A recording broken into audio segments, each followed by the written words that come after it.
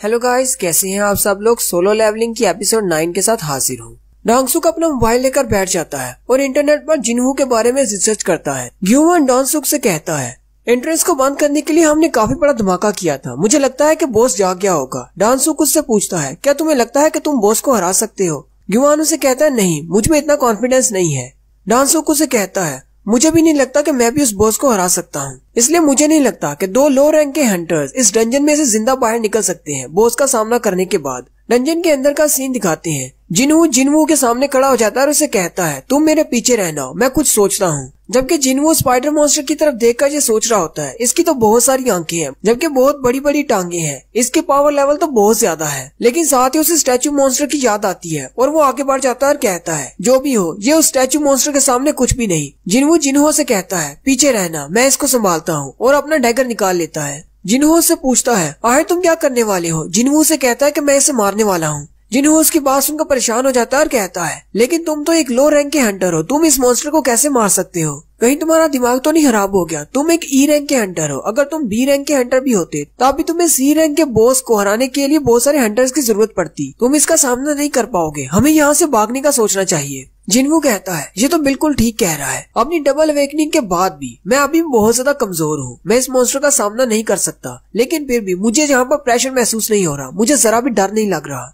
Instant dungeon के अंदर जिस बड़े से सांप का मैंने मुकाबला किया था वो शायद ई रैंक का बॉस था, और उसके बाद डंजन से बाहर आने के बाद वो स्टोन मॉन्स्टर जो कि शहर पर हमला कर रहा था वो शायद डी रैंक का बॉस था। उन दोनों के मुकाबले में स्पाइडर मॉन्स्टर की पावर तो बहुत ज्यादा है। उसी वक्त वो स्पाइडर मॉन्स्टर आगे बढ़ता है और जिनवू पर अटैक करता है। जिनवू भी अपने ब्लेड की मदद से उस पर अटैक करता है। जिनवू कहता है, ये ब्लेड तो बहुत ही अच्छा है, पहले वाली तलवार के मुकाबले में बहुत ज्यादा अच्छा। फिर जिनवू और स्पाइडर मॉन्स्टर फिर से फाइट करना शुरू कर देते हैं, जबकि जिनवू दूर खड़ा ये सब कुछ देख रहा होता है और बहुत ज्यादा घबरा जाता है और कहता है, आखिर ये कैसे हो सकता है, ये ई रैंक का हंटर नहीं हो सकता।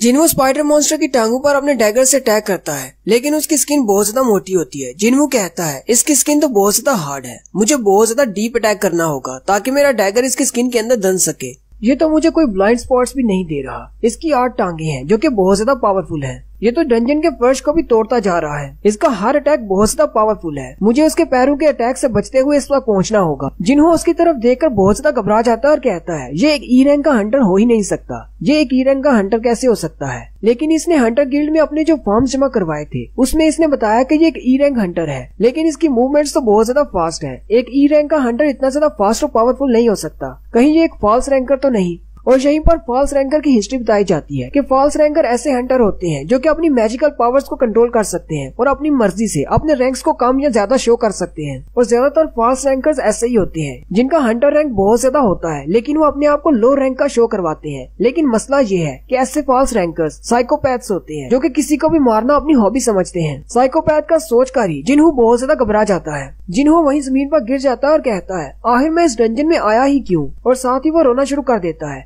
जिन्हों उस मॉन्स्टर के साथ फाइट कर रहा होता है और कहता है, मैं काफी देर से इस बॉस के साथ फाइट कर रहा हूँ। शायद मुझे फाइट करते हुए 5 मिनट हो गए हैं, नहीं 10 मिनट हो गए हैं। शायद इसी वजह से मेरा स्टेमिना लो होता जा रहा है, लेकिन इस बॉस मॉन्स्टर को मैंने ज्यादा डैमेज नहीं पहुंचाया। अगर इसी तरह मेरा स्टेमिना कम होता गया तो मेरी स्पीड बहुत ज्यादा कम हो जाएगी और फिर मैं इस बॉस को हरा नहीं पाऊंगा। मुझे इस फाइट को ज्यादा लंबा नहीं खींचना होगा। मुझे जल्दी से इस फाइट को एंड करना है। अब मुझे अपने डैगर की स्पेशल एबिलिटी को इस्तेमाल करना होगा। संग जिनवू थोड़ा सा पीछे हटकर स्टैंस लेता है और कहता है, इन मॉन्स्टर्स का सर इनका सबसे वीक पॉइंट होता है और सर के ऊपर इनकी आंखें और भी ज्यादा वीक पॉइंट होते हैं। लेकिन जैसे वो अटैक करने के लिए आगे बढ़ने लगता है वो स्पाइडर अपने मुंह से तेजाब फेंकता है। जिनवू जल्दी से जंप करते हुए उसके अटैक से बचता है और कहता है, इसके पास भी अपना ट्रम्प कार्ड है, ये तो एसिड फेंक सकता है। अगर ये इसी तरह मेरे ऊपर अटैक करता रहा मेरा स्टेमिना बिल्कुल खत्म हो जाएगा और मैं कुछ भी नहीं कर पाऊंगा। जिन्हों अपनी स्प्रिंट एबिलिटी को इस्तेमाल करते हुए अपनी स्पीड को बढ़ाता है और कहता है, मुझे इसके बहुत ज्यादा करीब होना होगा। अपनी मूवमेंट्स को तेज करते हुए इस पर अटैक करना होगा। स्प्रिंट की एबिलिटी को इस्तेमाल करने से उसकी स्पीड 30% बढ़ जाती है।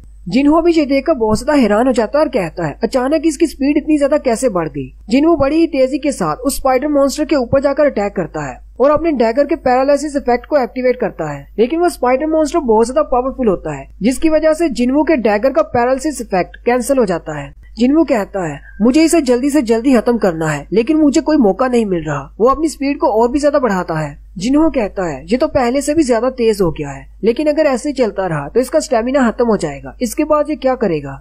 जिन्हू भागते हुए फिर से उस पर अटैक करता है, लेकिन स्पाइडर मॉन्स्टर अपनी टांग से उस पर अटैक करता है, जिससे वह दूर जाकर गिरता है। जिन्हू नीचे गिर जाता है। जैसे स्पाइडर मॉन्स्टर अपनी टांग से उस पर अटैक करने लगता है, जिन्हू अपनी गेम के सिस्टम के अंदर जाता है और स्टेटस रिकवरी को एक्टिवेट करता है, जिससे उसकी सारी पावर वापस आ जाती है और वो जंप करता हुआ सीधा स्पाइडर मॉन्स्टर के ऊपर चला जाता है और उसकी आंख में अपना डैगर मारता है।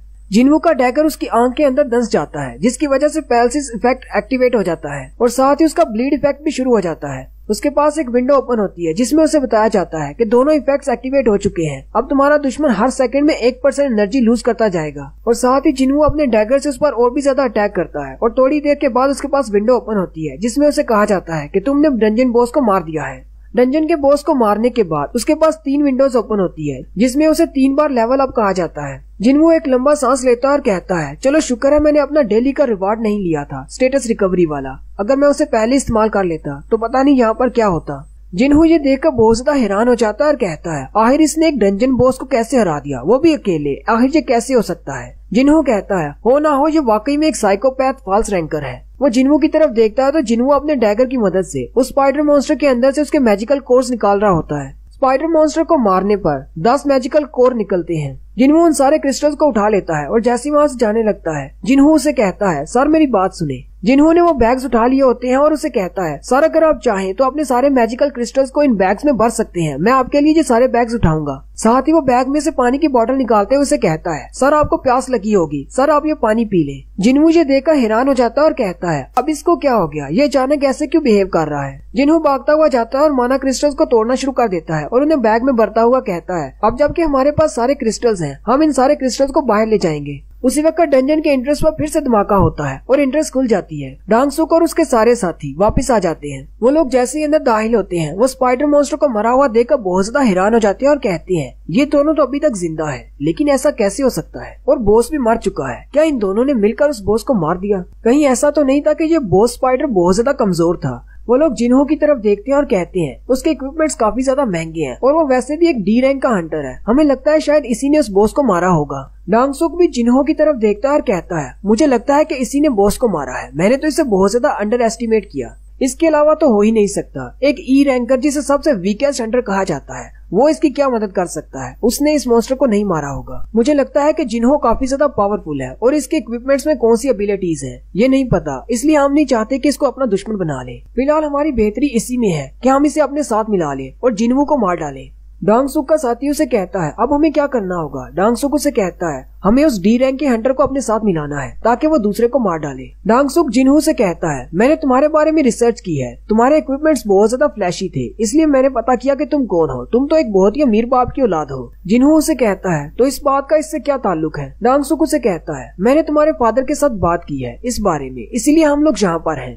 मैंने तुम्हारे फादर से कहा है कि हम लोग उसके बेटे को इस डंजन से जिंदा बाहर लाएंगे, लेकिन एक शर्त है, तुम्हें संग जिन्हू को मारना होगा। ये बात सुनते ही जिन्हू बहुत ज्यादा हैरान हो जाता है और कहता है, कहीं तुम पागल तो नहीं हो गए, मैं इसको कैसे मार सकता हूँ। डांगसुक उसे कहता है कि तुम्हारे पास सिर्फ यही एक रास्ता है, जिन्हू को मारो और हमारे ग्रुप में शामिल हो जाओ, हम तुम्हें यहाँ से जिंदा बाहर ले जाएंगे। अगर तुम इसे यहाँ पर नहीं मारोगे तो हम तुम दोनों को यहीं पर मार देंगे। आए तुम घबरा किस बात से रहे हो, यहाँ पर कोई भी नहीं देखने वाला, अगर तुम इसको मार देते हो तो बाहर जाकर तुम्हें कोई भी नहीं पूछेगा। कहीं तुम सिर्फ एक ई रैंक के हंटर से डर तो नहीं रहे, जल्दी करो और इसे मार डालो। जिन्हू की तरफ देखता है और कहता है, सर मैं ऐसा कुछ भी नहीं करने वाला। जिन्हू उसे कहता है, कोई बात नहीं, मुझे पता है, मैं ये बात अच्छी तरह से जानता हूँ कि हमेशा ताकतवर के सामने कमजोर को ही झुकना पड़ता है और मैं यहाँ पर सबसे कमजोर हूँ, तो आखिर बार मुझे ही धोखा दिया जाएगा। जिन्हू की बात सुनकर जिन्हू अपने इक्विपमेंट्स उठा लेता है और अपनी तलवार लेकर जिन्हू के सामने खड़ा हो जाता है और डांगसुक से कहता है, मैं इसे प्रोटेक्ट करूंगा। डांगसुक उसे कहता है कि बच्चे तुम गलती कर रहे हो, तुम्हें इसकी साइड नहीं लेनी चाहिए, तुम्हें हमारी साइड पर होना चाहिए, हम तुम्हें यहाँ से जिंदा बाहर लेकर जाएंगे।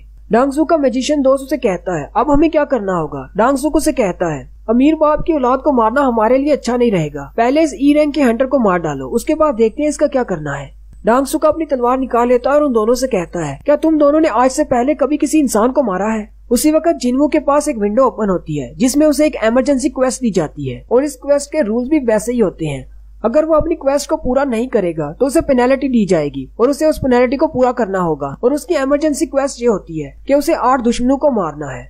जिन्हू ये देखकर बहुत ज्यादा हैरान हो जाता है और कहता है, आखिर ये सिस्टम मुझे अचानक से ऐसा क्यों कह रहा है। डांगसुक का मैजिशियन दोस्त आगे बढ़ता है और उस पर अटैक करता है। वहाँ पर एक जोरदार धमाका होता है, जिन्हू पीछे की तरफ गिर जाता है। डांगसुक जिनहो से कहता है अब उसकी फिक्र करना छोड़ो, वो मर चुका है, तुम हमारी साइड पर आ जाओ, अभी भी तुम्हारे पास एक चांस है।